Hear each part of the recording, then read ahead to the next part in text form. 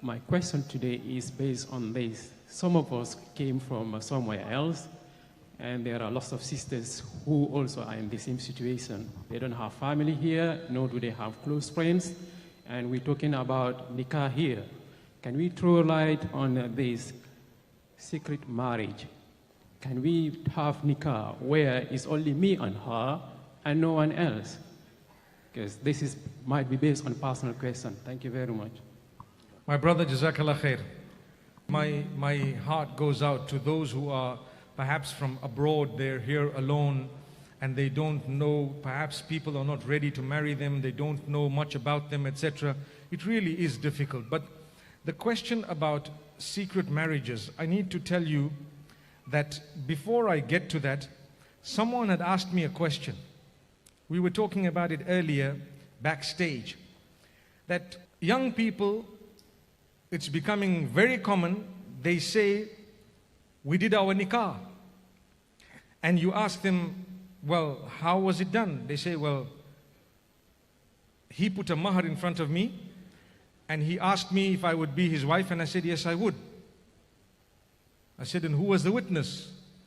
So the answer is the greatest witness of them all. I say, who is that? He says, قُلْ كَفَى بِاللَّهِ بَيْنِي وَبَيْنَكُمْ شَهِيدًا. Isn't Allah sufficient as a witness between you and I?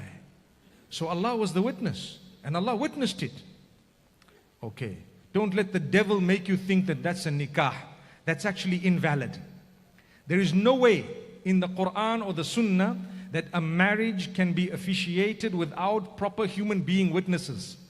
There needs to be human beings. Allah will witness the witnessing of the human beings, and He has witnessed it. But He has asked you to have human beings as well to bear that witness. So if you have the minimum witness of 2 males, although technically the marriage is done, when we speak about not going beyond that, like I have heard scholars talk about it in my circles, and they say, if you do a nikah properly, it can never be a secret, because the minimum announcement is the witnesses. It was announced to them. They saw it. But what you are meaning to me is, you did the nikah correctly, like you have the ijab, the qabul, the witnesses, the mahar, you know, the proposal, the acceptance, and the wali may be there as well, but no one else knows about it. Well, I can tell you something. From a correctness point of view, for the nikah, if the wali is involved, the witnesses are involved, the mahar is there, the proposal is there, the acceptance is there, technically it may be a valid nikah, but from a social perspective, it wouldn't be a wise thing to do. The reason is, the whole idea of getting married is so that people can now know this relationship is halal. And now everyone's going to look at you, wow, you see, they don't even know if it's halal or not. You know, obviously when we see couples, we would immediately presume that they're married. That's what we're taught. But you're going to be ducking, diving, hiding. And I tell the sisters, a lot of the times when you become, meaning when you're ready to have a secret without anyone knowing, you're heavily abused thereafter without you being able to do anything in a lot of cases. In a lot of cases. And the reason is, sometimes I know of someone who says, listen, you know what, you marry me and it's fine. I will, you know, you can just see me once a week, once a month, once every 6 months. And that's it, it's fine. I don't really need anything more than that, you know. I promise you, a week passes, 2 weeks passes, and you start thinking, gosh, I've got a husband, but I don't even see him.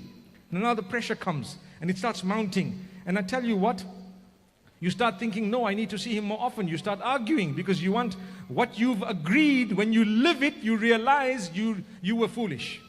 When you start living the reality, you start realizing, you know what, I was foolish. I'm just being used. That's what's happening. I'm just being abused. That's what's happening. So you need to understand, you need to weigh the pros and cons correctly. I would not get involved in something of that nature. As far as possible, try and keep it open. You know, be brave enough to say, let the world know, so what?